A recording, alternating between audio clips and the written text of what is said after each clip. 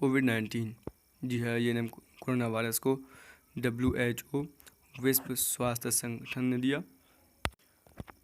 यहाँ पर CO stands for corona, VI stand for virus and D stand for disease and 19 indicate 2019। आज हम जानेंगे कोरोना वायरस से संबंधित बहुत से नए वोकैब और सेंटेंस, तो वीडियो को लास्ट तक ज़रूर देखें। चलिए दोस्तों शुरू करते हैं। आज का सबसे पहला वर्ड है क्वारंटीन। क्वारंटीन, इससे क्वारंटीन नहीं पढ़े, इसका मतलब होता है अलग रखना। सामान्यतः किसी बीमारी से अलग रखने के लिए इसका प्रयोग किया जाता है। जैसे कि इसका सेंटेंस देखते हैं हम, इसमें हर कोई अपने आप को अलग ही रखे। और ये इंग्लिश देखते हैं इसका, everyone should quarantine yourself in this time. Everyone should quarantine yourself in this time. दोस्तों हमारा अगला जो वर्ड है वो है आइसोलेशन। इसका मतलब होता है एकांत या अलगाव वाली स्थिति। सेंटेंस देखते हैं इसका, रोगी को अलगाव वाली स्थिति में रखा गया है। रोगी को अलगाव वाली स्थिति में रखा गया है। अगर आप इसे इंग्लिश में बोलना चाहते तो आप कहना पड़ेगा आपको patient is in isolation. Patient is in isolation.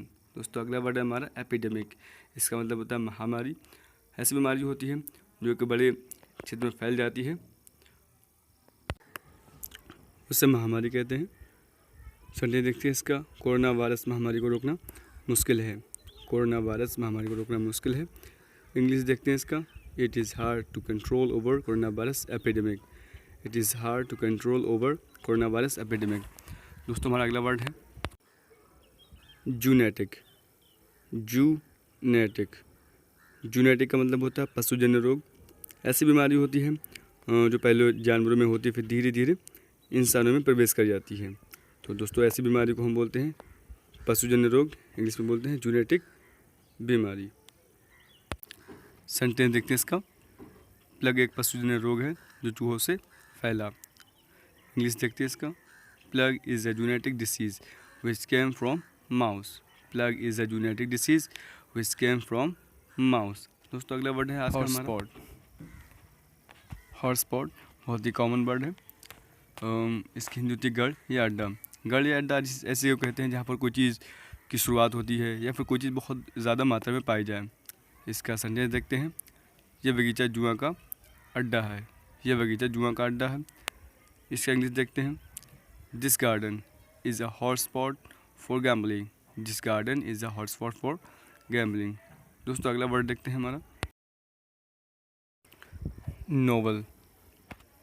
Novel का मतलब उपन्यास भी होता है, लेकिन इसका मतलब नया और असाधारण भी होता है, जैसे कि आपने सुना होगा नोवेल कोरोना वायरस।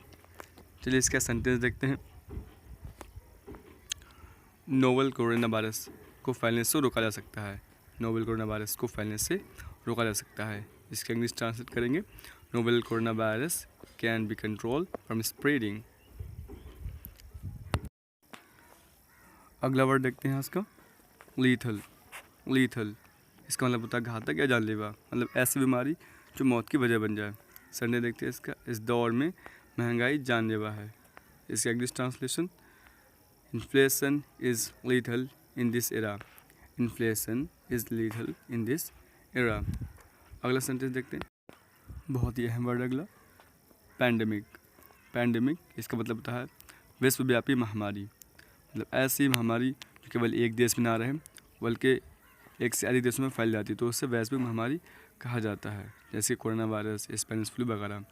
सेंटेंस देखते हैं इसका, WHO ने कोविड-19 को विश्वव्यापी महामारी घोषित किया। इसकी इंग्लिश देखते हैं, WHO डिक्लेयर्ड कोविड-19 एज अ पैंडेमिक। दोस्तों अगला मीनिंग देखते हैं, सैनिटाइज। सैनिटाइजर वर्ड सुना होगा आपने, वो सैनिटाइज से ही लिया गया है। इसका सेंटेंस देखते हैं, हमें अपने आसपास के माहौल को साफ़ सुथरा रखना चाहिए। हमें अपने आसपास के माहौल को साफ़ सुथरा रखना चाहिए। इंग्लिश देखते हैं इसकी, we should sanitise our surroundings. We should sanitise our surroundings. आज का हमारा सबसे आखिरी और अहम वर्ड है आउटब्रेक। आउटब्रेक, इसका मतलब होता है शुरुआत होना, किसी भी चीज़ की शुरुआत होना। इसका सेंटेंस देखते हैं, कोरोना की शुरुआत चीन से हुई। कोरोना की शुरुआत चीन से हुई। और आप इसे इंग्लिश में बोलना चाहते हैं तो आपको इस तरीके से बोलना पड़ेगा, corona outbreak in China, corona outbreak in China. अगर वीडियो पसंद आया हो तो लाइक और कमेंट ज़रूर करें, हमें इंतजार रहेगा आपके कमेंट का। Thank you.